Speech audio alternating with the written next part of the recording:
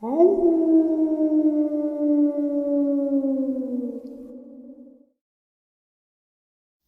greetings and salutations, everyone. I hope everyone is still doing well, and welcome to this night-ending bonus upload, the upload that gets us right up to tonight's live stream, Saturday Nightmares, live from New York. I hope to see you all there, 12 a.m. Eastern Standard Time. Guys, tonight's upload is going to be absolutely terrifying. It is one experience that was sent to me via the subscriber, and it has stuck with me since the day he has sent it to me, because everything in it really kind of meshed with everything that was going on at the time. Before we get into it, a couple links. As many of you know, I rely on Patreon, PayPal, channel membership, and the merch to help the channel to continue to grow and go. Links to Patreon, PayPal, and channel membership is in the description below. Merch displayed directly under the video.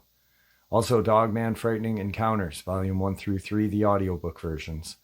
They were written and researched by Tom Lyons, narrated and produced by me, Jeff Nadolny. Those audiobooks are available on Audible, Amazon, and iTunes, links to which are also in the description as well. And finally, last but definitely not least, if you'd really like to help support the channel to continue to grow and go, simply subscribe. It does not cost a cent. Click the like button, takes half a second.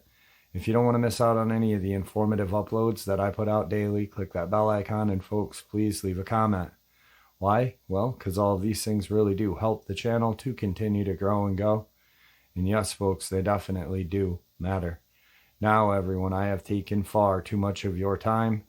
Let's jump in to this night-ending bonus upload, shall we? In the first week of May this year, 2020, I had an encounter that I'm still having problems coming to terms with. Due to the reasons I will explain in my story, I am not comfortable with giving my name or the details of exactly where this happened. I'm a pretty normal guy living in Delaware on the border of southeastern Pennsylvania.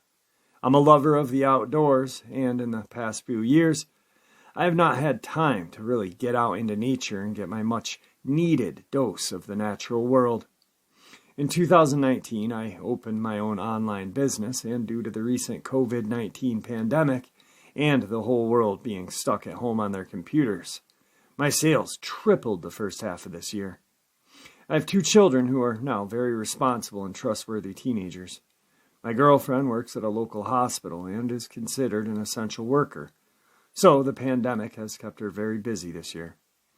I turned 40 this year, and for the first time in my adult life, I had some time on my hands and was itching to get away from civilization. I have an internet hotspot router built into my SUV that works almost anywhere, no matter how remote. So with a laptop, I figured I could work from the road and take a few days, go fishing, and breathe some much-needed fresh air. Neither of the teenagers were interested in joining me, and like I said, my girlfriend was far too busy with work. So I took my best friend with me, a 120-pound pit bull lab mix named Pete. He makes a great camping dog because he is incredibly lazy, and I never have to worry about him running off to chase deer or anything. He will lay on his blanket next to the fire all day and night, unless I make him head out with me. But, as I've learned while camping with Pete, if coyote, bear, or any other predators come around, he snaps out of his laziness and protects the camp. Despite his easygoing demeanor, Pete is pretty intimidating, as he is 120 pounds of muscle with no fat, which also blows my mind because of how lazy and inactive he is. I try to go camping at least once a year, and when I do, I usually rough it with a small tent and whatever I can carry on my back. But this time I decided that I wanted to have as many comforts of home and really pamper myself. So I hitched my 10-foot enclosed cargo trailer to my very large SUV and filled it with all the things I would really want to be comfy. I brought my full-sized backyard grill, a 12x12 pop-up canopy, an air mattress, 2 large coolers full of food, and a fancy 6-person tent.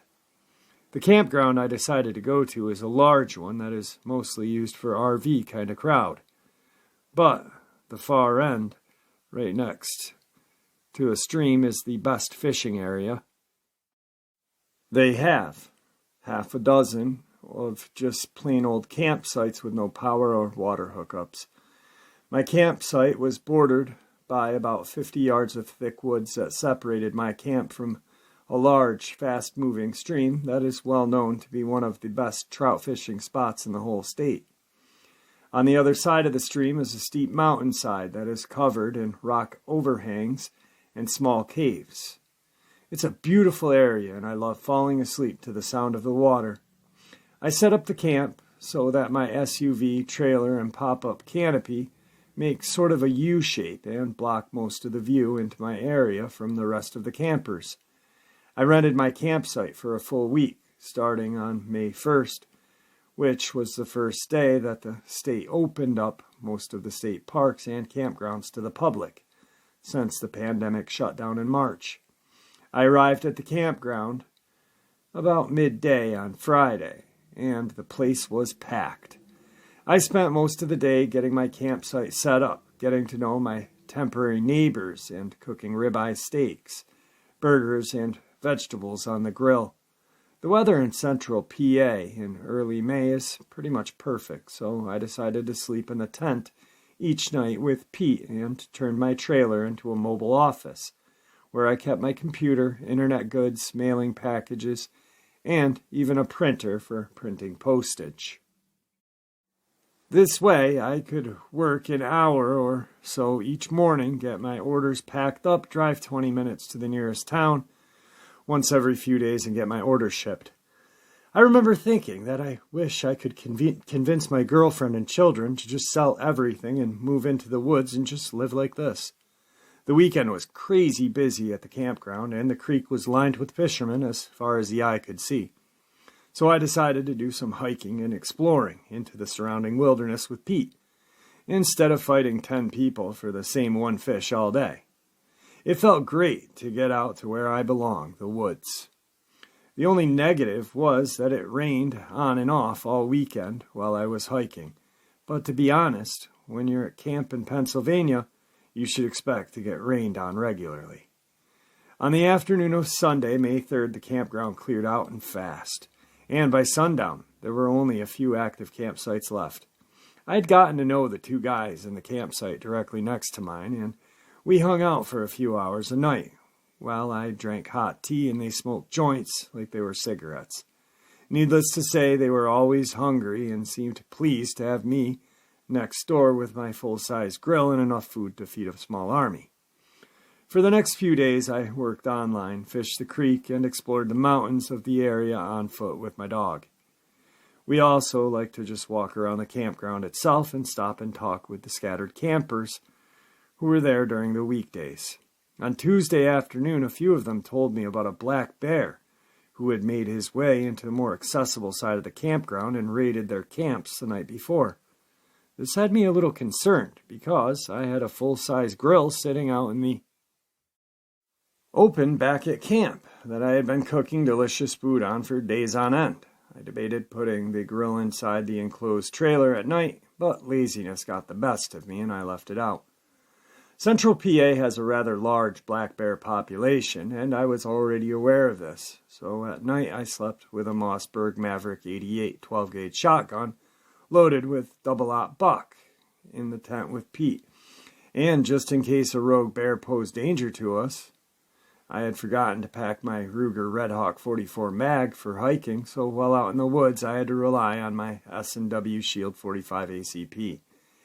And I already had it on my hip when I left home. It was not ideal, but I figured it was better than nothing. On the night of Tuesday, May 5th, my new friends and I cooked up some barbecue chicken thighs, baked beans, and some baked potatoes wrapped in aluminum foil on my fire pit. They produced a small bottle of vodka as well, and we made a few orange soda spiked drinks to go with our fancy campsite dinner. All the food and drinks combined with too much fun had worn us out a little too early, so we parted ways and got ourselves prepared to crash for the night. A night that would prove to be the most terrifying night of our lives. At about 10 p.m., I loaded 4 shells of buckshot into my shotgun, got in my tent all squared away, and lie down in the tent with my dog next to me on his bed and blanket. I put some citizen journalist news on my phone and put one headphone in my right ear, kept my left ear clear to listen to my surroundings and enjoy the sounds of nature.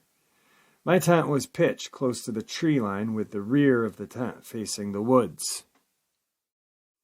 The noise of the frogs and insects at night was super loud and is kind of a song that puts me to sleep better than any lullaby could. The next thing I remember is waking up and my eyes popping open to some kind of hollow metallic noise outside of my campsite. I lie there perfectly still with my heart slamming from the quick spike of adrenaline that flooded my veins. Then bang! I heard the lid on my grill slam shut. I had stuck a fairly bright solar-powered motion light on the side of my trailer that lit up my small U-shaped courtyard area of vehicles and tents. My tent was facing the open part of the U, and I could see that my motion light was on, and someone or something was moving around my camp, casting shadows as it went. I looked at Pete to my right, and he was still lying down with his head, but his head was up, and his eyes were as big as ping-pong balls. He was clearly hearing what I was hearing, but I found it strange that he was silent. It was then that I noticed the unusual deafening noise of frogs and insects in the woods behind me was not there. Then I heard whatever it was breathe. It was a hoarse, deep breathing, and that was when I thought to myself, bear. I could hear it walking around, thump, thump, thump, and next I heard it at my trailer, pulling at the side door, trying to get inside. So I sat up and grabbed my shotgun. One thing about black bears is that they are not the bravest animals, and any man-made noise will almost always make them run for their lives. So I racked the slide of my shotgun as loud as I could and chambered a shell. Instead of running off, the creature stopped moving and went silent. I could feel the fear building up inside of me as I pretty much held my breath and listened. To my horror, it started walking toward the tent. It was then that I saw its shadow take shape as it drew closer. It was on 2 feet and apparently huge. I sat there in terror and disbelief as it came right up to the front of my tent, breathing like a giant monster. I said out loud, "Whoever you are, I have a 12 gauge pointed right at you. So you better sound off who you are." Right then, it leaned forward right up to my tent and let out the most terrifying, deep growl I had ever heard in my life. At that moment, Pete whined softly and cowardly. His head was down. It was then that the shadow of its head was clearly visible. It was the giant head of a wolf with 2 pointed ears. As it was growling at me, I could hear my neighbors talking to each other. One of them shined a flashlight at the creature. When the light hit the side of the creature's face, I saw the eyes light up a golden LED light. It turned its face toward the flashlight, and I could hear the man gasp and say, "Holy shit!" Then it turned its attention back to me and growled again. I decided that if I didn't do something, this thing was going to kill us. So I laid back onto my sleeping pad, took aim at the shadow of the monster's head, and pulled the trigger. What followed was complete and total pandemonium. The monster screamed and roared at the same time. It was like a death scream of a woman mixed with the roar of a big lion. Pete finally snapped out of his fear, jumped up, and started barking ferociously. The thing ran off, and from what I could tell from the loud thump, it ran straight into my trailer. I clambered up and quickly unzipped the tent and poked my head outside to see. It got up on its feet and ran right into the picnic table and did a flip onto the ground. It started grabbing its face and thrashing around. I could see that there was blood everywhere on the trailer. I jumped out of the tent while chambering another shell. I aimed as best as I could with my whole body shaking violently. And right as it started to get up, I shot it a second time. I'm not entirely sure that I hit it with the second shot. It stood straight up and I pumped the gun and shot again. The third shot dropped it again. I was so terrified and taken back at how tall it was when it stood up that I tripped over my own feet and fell backwards. Just then I heard more gunfire up behind me and turned to see my neighbor unloading a large revolver into this werewolf-looking thing at maybe 20 yards. The creature was on its side and was kind of running in circles on the ground, gurgling and spraying blood from its face and neck as it was gasping. As it was doing this death spiral on the ground, it was moving closer to me. I tried to pump the gun again and was shaking so bad that it took 3 attempts before the last shell chambered. I just pointed and shot without aiming and could see the hump on its back of its neck rip open and spray blood and flesh all over the place. I was really close to it at this point. The monster stopped flipping out and its limbs were twitching, while its head remained fully animated and flopping back and forth for at least another 10 seconds. I crawled quickly backwards away from it and tried to stand up. I realized once I stood up that I had been holding my breath the whole time, and when I got to my feet, my vision started to go black and I fell over again. My new friend ran up and grabbed my arms and started to pull me hard backwards away from the monster. I stood up shaking badly and looked at the guy with the revolver.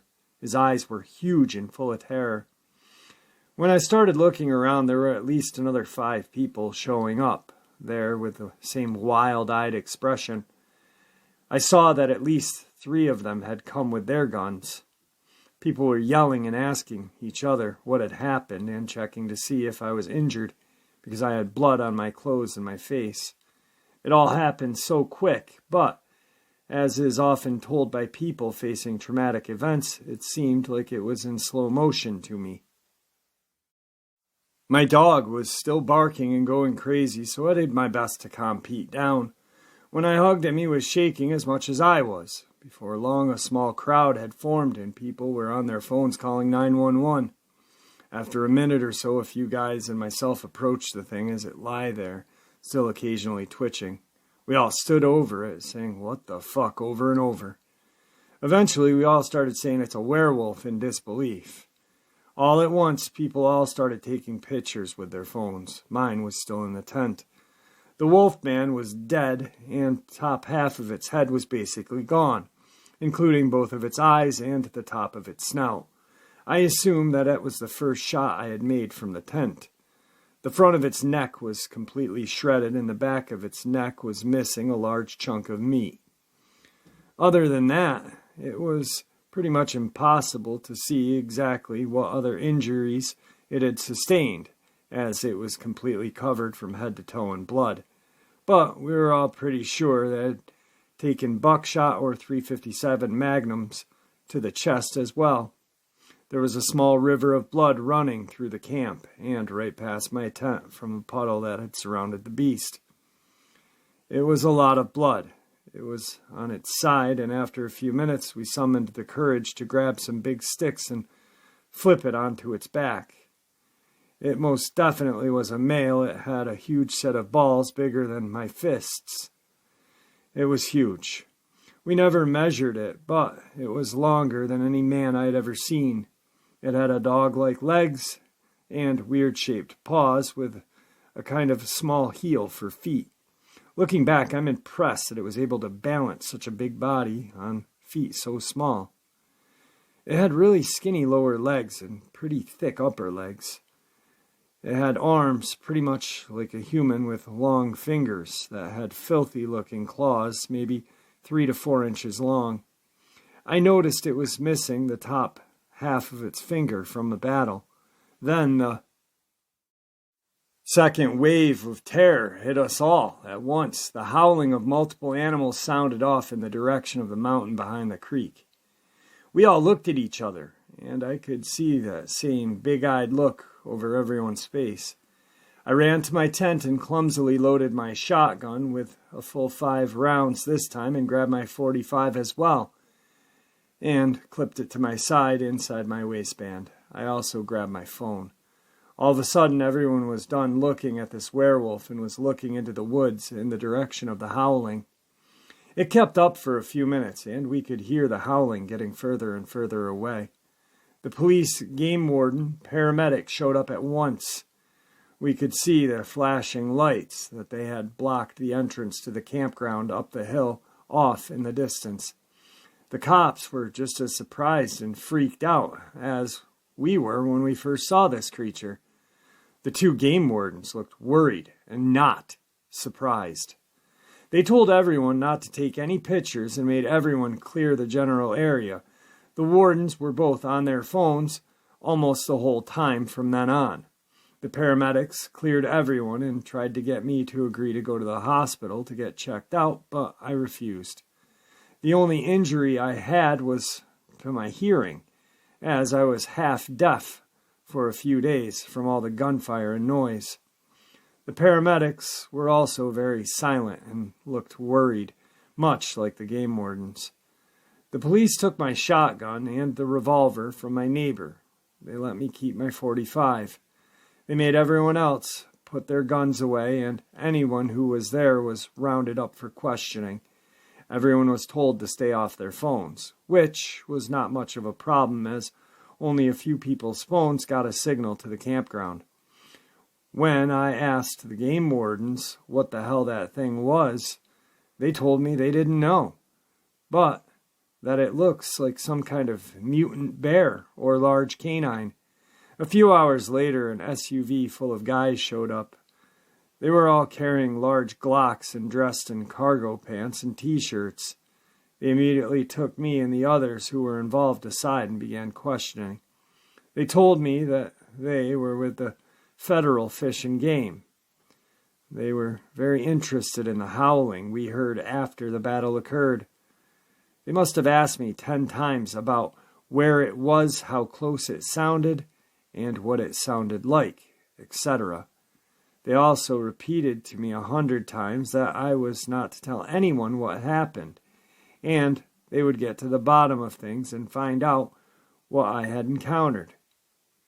They told me to tell anyone who asked about my trailer that I had to shoot an aggressive bear. I assume they told my neighbor and anyone else who was there on the scene the same thing.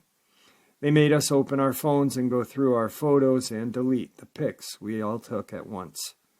They also told me that if any pictures were to come out of this creature, that it would spell trouble for anyone who has them. They threatened me with all kinds of trouble if this got out. They didn't try to pretend that I was seeing anything. They just point blank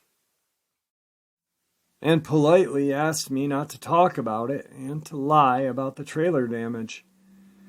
It would seem that I was asleep for only about 2 hours before the Dogman showed up. By about 4 in the morning, the officials had already gotten to everyone in the campground, and I assumed the other people were told it was a bear and made to pack up and get ready to go. They said it was not safe, and that they had to close the campground until they were sure it was safe. After the Dogman was bagged and tagged, a small fire truck was brought in, and all the blood was hosed off of my trailer, vehicle, the tables, and everything else, and the blood on the ground was hosed into the woods behind my tent. Then a few guys wiped down my trailer and vehicle with soapy water and hosed them off as well. Regular old duct tape was put over the holes in my trailer, and they took my tent. Bloody clothes, bloody slippers as evidence, along with my shotgun. Right before I left, they gave me back my shotgun, wiped down and unloaded. They told me to fill my tank at the closest town and drive straight home without stopping. They repeated this 3 times to me. Since all of this, I have learned everything I can about what I encountered. I listen to Dogman and Wolfman encounter stories day and night, and that is how I came across your channel. I figured I'd reach out to you. I'm amazed that authorities are able to keep such a noisy event with so many witnesses under wraps. I've been searching for anyone who came forward or anything about the campground closing in the news. Nothing. I'm not interested in putting myself out there any more than just this for now. I'm almost as scared of the agents as I am of the Dogman. But all in all, they seem genuinely concerned for my well-being. So after I air this encounter, with his permission, of course, I receive this email. I trust that you're a good person and all, but I fear that they may be watching you due to the other uploads of yours I've listened to about the dude named Victor. I find it interesting that one agent that really had me cornered there for a while that night had a thick southern accent. I suppose he may have come from your friend's Virginia group. I will see if I can put together an online phone number and call you while on a proxy server. I'm sorry for the paranoia, but life has been really going well with the exception of this encounter. I'm terrified of those guys, the agents, fucking up my life. I can't afford things to go sideways for my family and myself right now. My state of mind is pretty jumpy these days. I won't even take my trash cans out without my big revolver. If I do get set up together to call you, what's the best time? If you have any questions in the meantime, go ahead and email me. I will make sure to check this account for you each day. Third email. I was reading through the comments on the show about my encounter. A few people had questions, it seems. No, none of the guys in the Denali had long guns, just large Glocks. I asked the older southern gentleman what kind it was, and he said a Glock 20 10mm. I really didn't give all that much detail in the description of the monster, looking back in my email to you. The dead Dogman smelled horrible, like a combination of barnyard animal mixed with strong dog piss. Also, it did have a tail, a small tail, maybe 2 feet at the longest. The Dogman was dark brown all over. Oddly enough, I do remember that it had some lighter brown stripes on its arms where the blood wasn't totally soaked in the upper area of the arm. It was fluffy with fur, not the sparse, hairy thing I hear others often talk about in their encounters. This one was fully covered in fur like an actual dog, even its arms and legs. But when it stood up in front of me, it did seem to have some white in the middle of its chest.